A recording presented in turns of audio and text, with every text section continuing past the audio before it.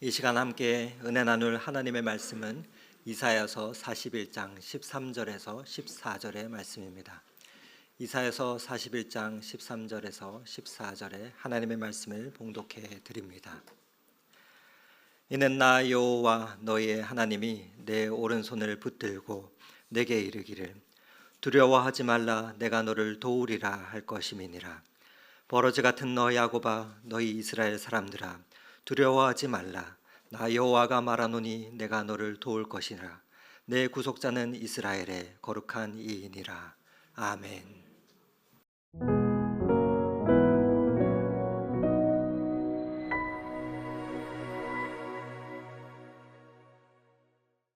우리 인사하도록 하겠습니다. 여러분 사랑합니다. 사랑합니다. 사랑합니다. 자, 한번 용기 내 보시지요. 눈을 크고 동그랗게 뜨시고 조금 창피하긴 하지만 우리 앞뒤 옆에 계신 분들을 향해서 한번 감탄하도록 하겠습니다. 우와, 이야, 우와. 찬양하라 내 영혼아, 찬양하라 내 영혼아. 내 속에 있는 것들아 다 찬양하라.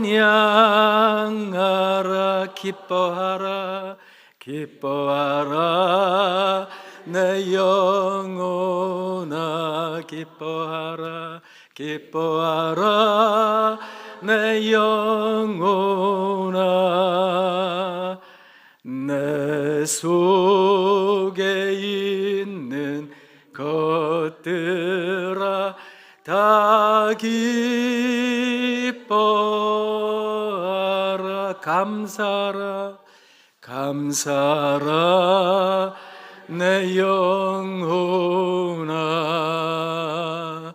감사하라 내 영혼아. 내 속에 있는 것들아 다 감사하라.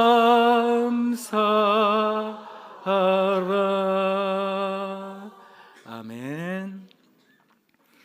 그저 이 하나님의 전이 우리 모두에게 위로와 안식의 공간이 되길 원합니다.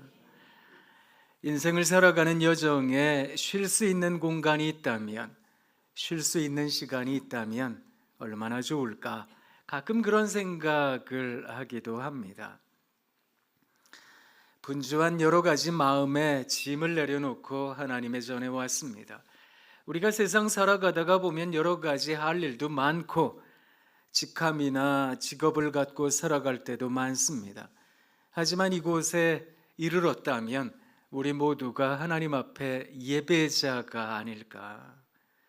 예배자로 섰다라고 하는 것이 우리 모두에게 여실히 느껴지는 귀한 시간이 되길 원합니다. 예배자가 된다라고 하는 것은 하나님 앞에 내가 살아가는 삶의 모든 것들을 잠시 내려놓는 것이 아닐까. 그동안 쥐어야 되겠다고, 내가 저걸 어떻게든 가져야 되겠다고 안달복달해야 하며 마음속에 안절부절 못했던 것들, 이런 모든 것들을 잠깐 내려놓고 하나님의 전에 이르러 하나님 하고 고요히 우리를 내려놓는 것이 아닐까, 그런 생각합니다. 여러분은 쉬실 때 뭐 하고 쉬세요? 어떤 분들은 그냥 저는 하루 종일 잠만 잘 겁니다. 그리고 쉬는 분들이 계십니다. 어떤 분들은 그동안 밀린 일들이 많아서요, 집안에 이것저것 청소도 좀 하고요, 정리도 좀 하고 그러고 있어야 되겠습니다 하고 쉬십니다. 또 어떤 분들은 그동안 내가 꼭 하고 싶었던 것들이 있었는데요, 그런 일들을 좀 해야 되겠습니다. 친구도 만나고 맛집도 한번 가고 그리고 내가 좋아하던 취미 활동도 좀 하고 그렇게 쉬어야 되겠습니다. 쉼이라고 하는 것에 대하여 각자가 가지고 있는 생각과 또 관점이 조금씩은 다르실 거다, 그런 생각을 하는데요. 여러분은 어떻게 쉬시는지요? 오늘 이 자리가 우리 모두에게 쉼의 자리가 되길 원합니다. 기독 신앙을 가지고 있는 사람들은 어떻게 쉴 수 있는 것일까?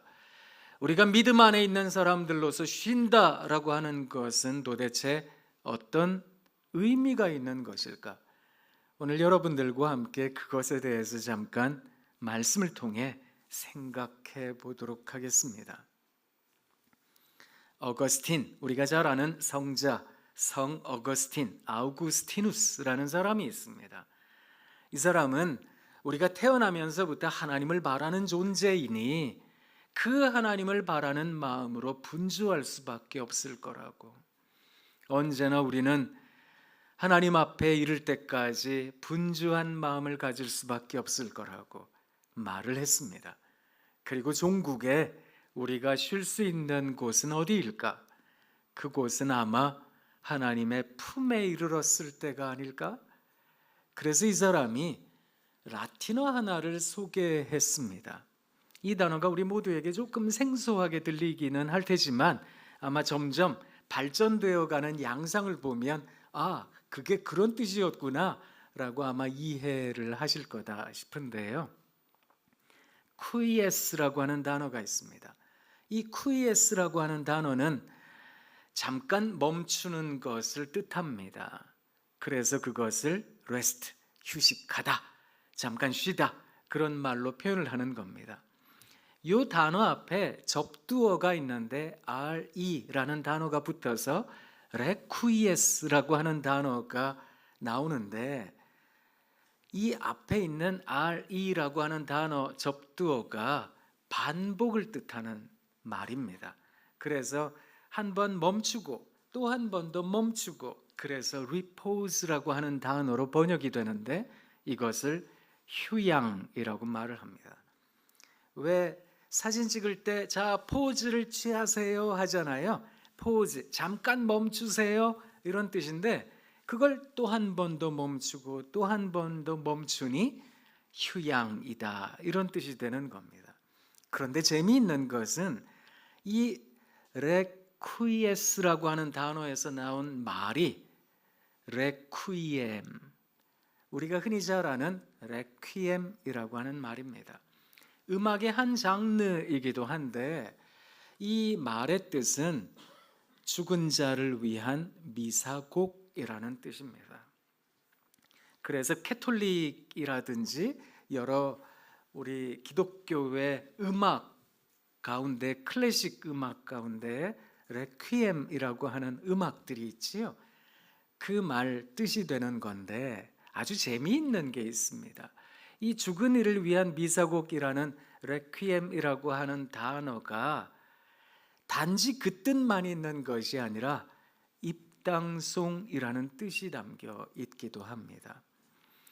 이게 무슨 말인가 하면, 우리가 예배자로 하나님 앞에 서잖아요. 다들 하나님 앞에 서는데 하나님 앞에 서는 사람들의 마음이 무엇이어야 하는가? 하나님께 이르는 사람들, 예배드리는 사람들은 어떤 마음이어야 하는가? 그것을 말하는 뜻이라는 겁니다. 그동안 그토록 갖고 싶은 게 있으셨습니까? 그걸 잠깐 내려놓으셔야 되겠습니다. 포즈 하셔야 되겠습니다. 거기로부터 좀 휴식하셔야 되겠습니다. 휴양지에 이른 듯 내가 그동안 절실하게 붙들고자 했던 일들, 이거 아니면 안 된다라고 생각하면 날마다 밤을 새웠던 그 업무들, 거기로부터 벗어나서 휴양을 하시듯, 하나님, 제가 하나님 앞에 섰습니다. 하나님, 제가 하나님 앞에 왔습니다. 제가 참 분주하게 살았더랬습니다. 분주하게 왜 그렇게 살았을까요, 하나님? 제 마음에 불안이 가득했었나 봅니다. 이렇게 하지 않으면 망할 것 같았고, 이렇게 하지 않으면 죽을 것 같았고, 그래서 참 분주하고 바쁘게 지냈습니다. 하나님, 이제 그 모든 것을 다 내려놓습니다. 마치 영원한 안식에 이른 듯 그저 우리 생명을 하나님 품에 안긴 듯 하나님 제가 이 자리에 있습니다. 그게 레퀴엠의 뜻이라는 겁니다. 근데 사실 우리가 이 세상 살다가 보면 진짜로 쉴 수 있는 것일까?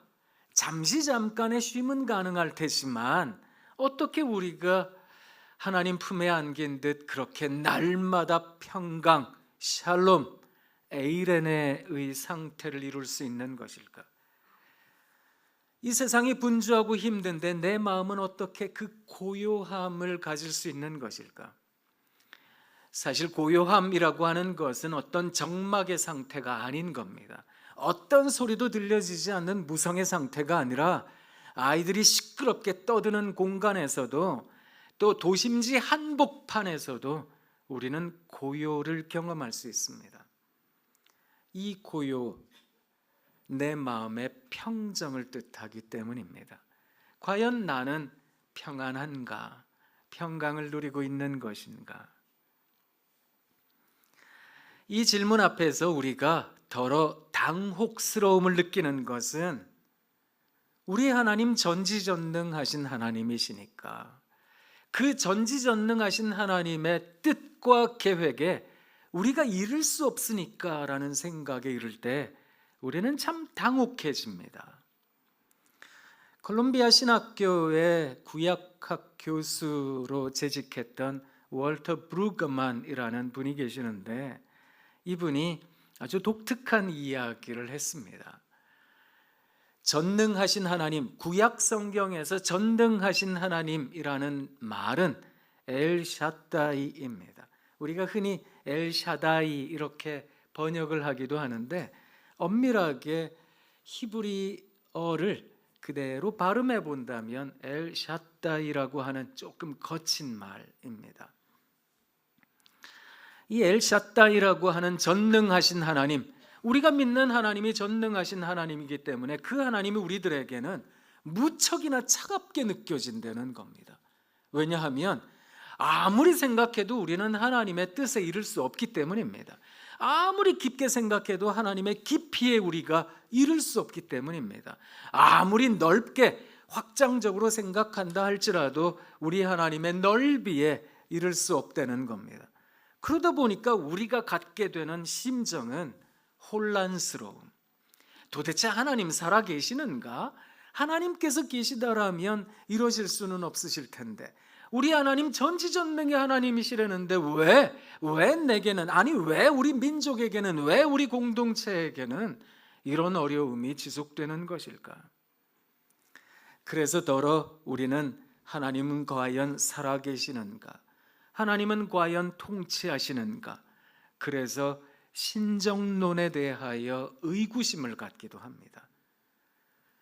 그 하나님께서 살아계시다면 이렇게까지 우리들에게 냉담하실 수는 없으실 텐데 왜 하나님은 이토록 침묵하시는 하나님, 아무 말도 하지 않고 아무것도 하지 않는 하나님처럼 내게는 느껴지는 걸까?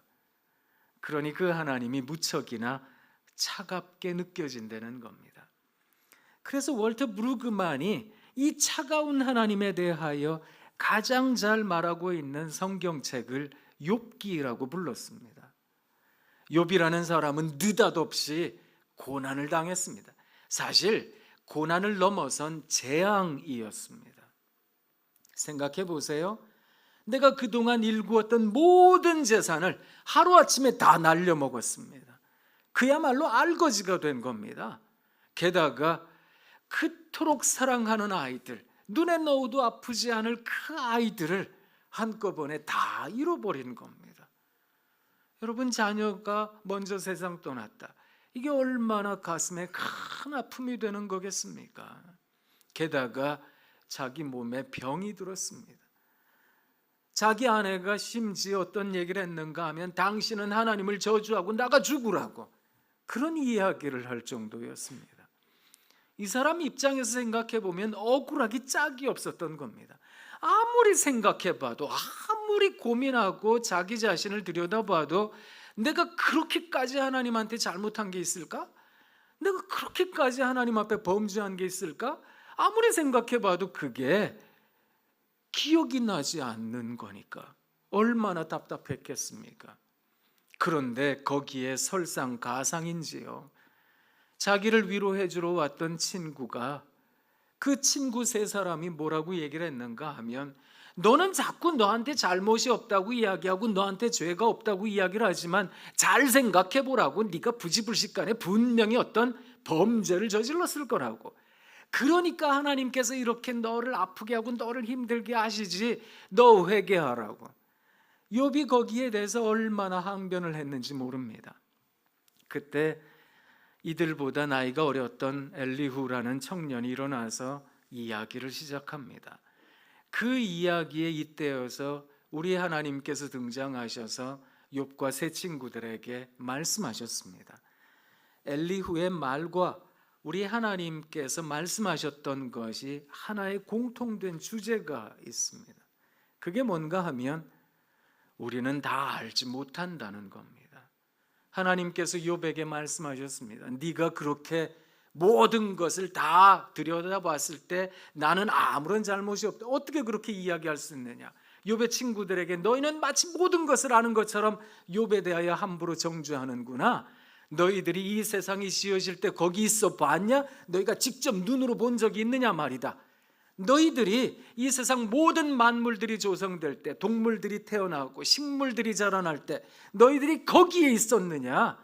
너희가 직접 경험한 바도 아니고 볼 수도 없었고 가늠할 수도 없었는데, 그런데 이 세상 만물이 조성되는 것을 볼 때 너희가 어떻게 함부로 모든 것을 안다라고 이야기할 수 있겠는가? 우리 하나님께서 가지고 계셨던 전지전능성에 대해서 설명을 해주셨던 겁니다. 욥기가 그래서 우리들에게 깨우쳐 주는 것은, 사랑하는 여러분, 우리 하나님의 생각은 우리보다 훨씬 더 높다는 겁니다. 그래서 고린도전서 1장 25절에서 말하는 겁니다. 하나님의 어리석음이 사람보다 지혜롭고 하나님의 약하심이 사람보다 강하니라. 그래서 우리가 그 하나님을 가늠할 수 없기 때문에 일견 그 하나님께서 우리들에게 어떻게 나타나시는가 하면 무척이나 당혹스러움으로, 무척이나 당황스러움으로, 가늠할 수 없기 때문에, 하나님 제가 생각하기엔 하나님께서 이렇게 하셔야 될 것 같은데요, 그런데 우리 하나님께서 가지고 계시는 생각이 훨씬 더 크시니까, 전능하시니까 우리의 생각을 완전히 비껴갈 때가 많더라는 겁니다. 그것이 일견 우리들에게는 차가움으로, 하나님의 냉담함으로, 하나님의 침묵으로, 하나님의 아무것도 아니하심으로 나타날런지도 모르겠습니다. 그런데 그 순간에도 여전히 우리 하나님께서 일하고 계시는 줄 믿습니다. 그 순간에도 내가 비록 울고 불며 하나님 안 계시는 거지요 할 때에도 우리 하나님 일하고 계시는 줄 믿습니다. 그래서 우리 찬양대가 그 찬양을 했던 겁니다. 아멘이라고. 우리 하나님 믿는 큰 믿음으로 아멘이라고. 그 아멘 할 수 있는 신앙, 그 신앙을 갖기를 원합니다. 만약 월터 브루그만이 말했던 것처럼 우리 하나님 엘샤다이의 하나님께서 진짜로 정말로 그 하나님께서 냉담한 하나님이시라면 사실 우리가 이 자리에 와서 안식을 누리기가 어려울 겁니다. 그렇지요? 여기에 오는 것도 싫을 겁니다. 와봤자 뭐해요? 아무 말도 안 하시는 하나님, 아무것도 안 하시는 하나님, 그럴 텐데 말입니다. 그런데 오늘 여러분들과 함께 봉독한 하나님의 말씀, 이사야 41장 13절 14절 말씀, 우리가 같이 한 목소리로 또 한 번 더 읽어보도록 하겠습니다. 이는 나 여호와 너희 하나님이 내 오른손을 붙들고 내게 이르기를 두려워하지 말라, 내가 너를 도우리라 할 것임이니라. 버러지 같은 너희 야곱아, 너희 이스라엘 사람들아, 두려워하지 말라. 나 여호와가 말하노니 내가 너를 도울 것이라. 내 구속자는 이스라엘의 거룩한 이시니라. 아멘. 우리 하나님께서 우리들의 오른손을 붙잡아 주신다는 겁니다. 내가 너를 반드시 도울 거니까 너 두려워하지 마. 이렇게 우리 하나님께서 말씀해 주신다는 겁니다. 제가 숙제를 좀 드리겠습니다. 아니, 예배 시간에 쉼에 대해서 얘기하면서 무슨 숙제야? 이렇게 생각하실 수 있는데 주중에 지내시면서 이사야 40장에서부터 46장까지 꼭 한번 읽어보십시오. 이사야 40장은 어떻게 시작을 하는가 하면 너희의 하나님이 이르시되 너희는 위로하라 내 백성을 위로하라, 이렇게 말씀이 시작되면서 위로의 하나님에 대해서 성경이 가르쳐 줍니다. 엘샤다이의 하나님, 그 샤다이라고 하는 전능이라는 단어를 구약학자들 가운데 월터 부르그만이라는 사람은 냉담하게 느껴지는 하나님, 이렇게 번역하기도 하지만 완전히 다른 의미로 마치 대극의 이미지처럼 해석하는 성경학자들이 많습니다.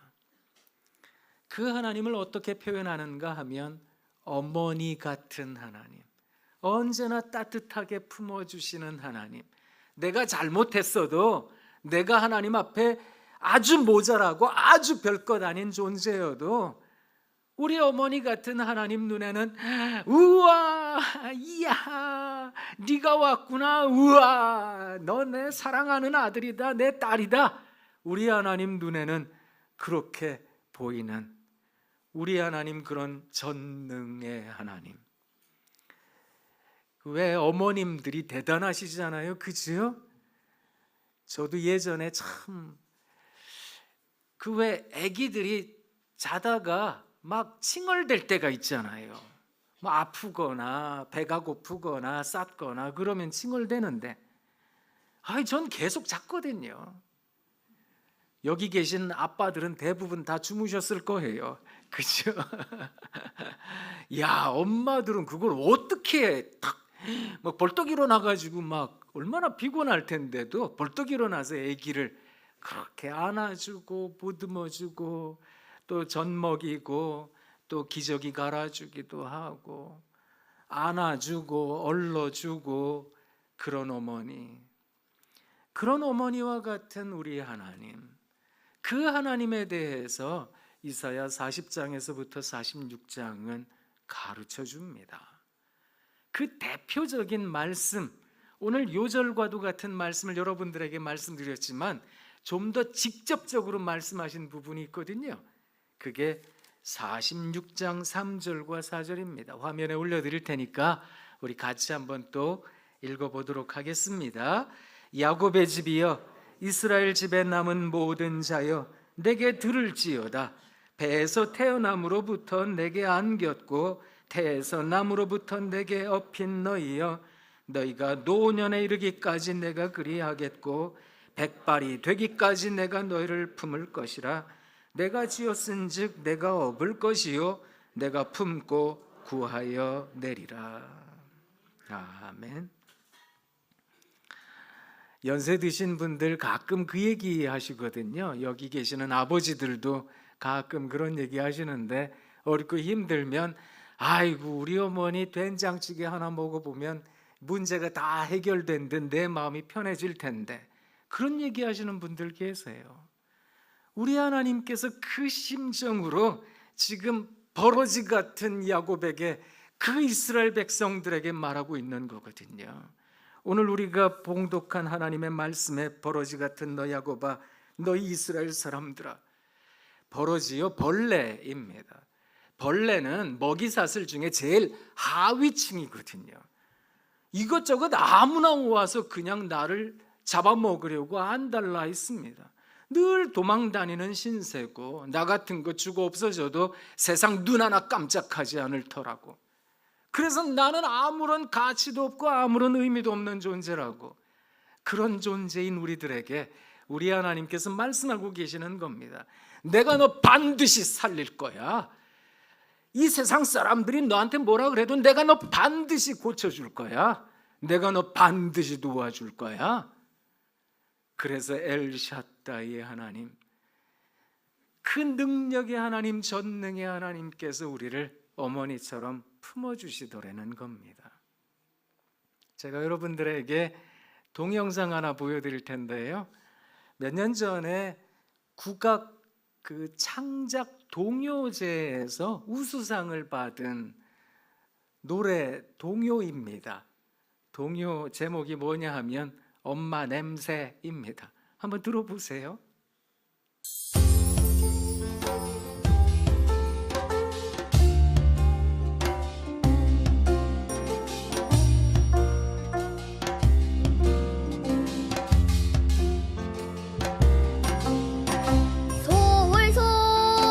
솔솔솔솔 우리 엄마 냄새 소리 소리리 잔잠히 불러요 살살 살살 달콤한 냄새 콜콜콜콜 공기차를 부리죠 솔솔솔솔 우리 엄마 냄새 꼴깍꼴깍 행복을 불러요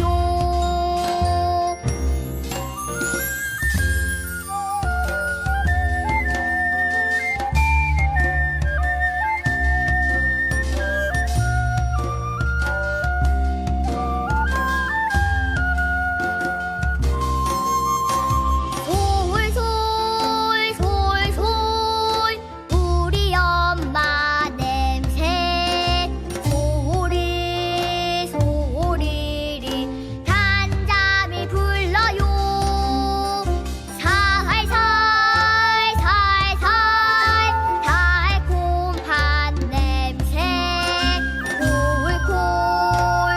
콜콜콜콜 공기차를 부리죠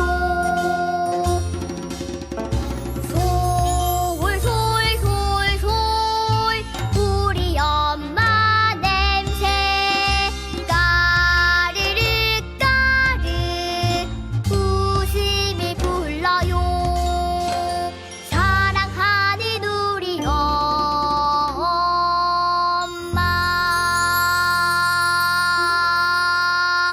아유, 이게 뭐 동요인데 이게 왜 어른들이 동요를 들으면 애가 되는 것처럼 또 마음 한켠이 울림이 크다, 이런 생각을 하기도 합니다. 사랑하는 여러분, 사람의 몸에는 그런 DNA가 있대요. 그 엄마 냄새라고 하는 DNA가, 그 외 동물들 중에 오리나 이런 것들이 왜 태어나가지고 처음 보는 대상을 막 쫓아가잖아요. 그것처럼 어머니 냄새라고 하는 데 대한 기억이 있다는 겁니다. 근데 이 기억이 그 비슷한 냄새를 가진 곳에 이르게 되면 그렇게 잠이 오게 한다는 거거든요. 그러니까 참 희한한 거죠. 그만큼 사람이 불안하다, 이런 생각을 합니다. 인생 세파에 가도 살다가 보니까 이런저런 일로 참 많이 속상할 때도 있었고 참 많이 어려울 때도 있었는데, 그때마다 맡고 싶은 엄마 냄새, 그런 엄마 냄새를 솔솔 풍기는 말씀이 오늘 이 말씀입니다. 이는 나 여호와 너의 하나님이 내 오른손을 붙들고 내게 이르기를 두려워하지 말라, 내가 너를 도우리라 할 것임이니라. 버러지 같은 너희 야곱아, 너희 이스라엘 사람들아, 두려워하지 말라, 나 여호와가 말하노니 내가 너희를 도울 것이라. 내 구속자는 이스라엘의 거룩한 이시니라. 그래서 우리가 예배당에 오면 평안함을 누리는 것이 아닐까. 그래서 예배당에 오면 마치 레퀴엠, 그 입당송을 부르며 하나님께서 나를 위해 불러주시는 그 쉼의 노래, 안식의 노래, 그래서 예배자로 선다는 것이 우리 마음속에 그렇게 큰 평안으로 다가오게 되나 봅니다. 그렇게 쉬실 수 있는 여러분 되시길 부탁드립니다. 그래서 주중에 사시면서 우리 하나님 생각 많이 하셔야 됩니다. 하나님 냄새 맡고 싶으세요? 이사야 40장에서 46장까지 말씀을 꼭 읽어보세요. 우리 엄마 냄새처럼 하나님 냄새가 솔솔 풍겨날 겁니다. 그 냄새를 맡은 사람들이 향기가 되어 세상을 따뜻하게 품어준다면 참 분주하고 경쟁으로 정말 지친 이 사회가 그래도 쉼을 누리고 안식을 누리게 되는 거 아닐까? 그래서 우리가 받은 이 풍성한 은혜를 누군가의 풍성함을 위해 나눠줄 줄 아는 것, 그게 그리스도의 향기, 우리 하나님의 냄새를 풍기며 살아가는 사람들의 삶의 모습이 아닐까, 그런 생각을 해봅니다. 그저 하나님 앞에 날마다 선 예배자로 그렇게 감사하며 찬양하며 기도하며 살아내시는 여러분 되시길 부탁드립니다. 여러분 사랑합니다. 사랑합니다. 사랑합니다. 자, 우리 하나님이 우리들에게 보여주시는 것처럼 한번 또 감탄해 보겠습니다. 우와! 야! 그렇게 우리 하나님께서 우리 모두를 품어주시는 줄 믿습니다. 하나님 참 고맙습니다. 혼자 사는 줄 알았는데요. 그리고 버려진 줄 알았는데요. 아무도 관심 없는 줄 알았는데 우리 하나님께서 우리를 붙드신다는 말씀을 붙잡아 봅니다. 내가 너 살릴게. 내가 너 고쳐줄게. 내가 너 반드시 도와줄게. 아무도 안 도와준다 그러는데 우리 하나님께서 도와준다고 하시니 또 한 번 더 살게요. 하나님 그렇게 한 주간 살아내는 우리 모두가 되게 하옵소서. 예수님 이름으로 기도합니다. 아멘.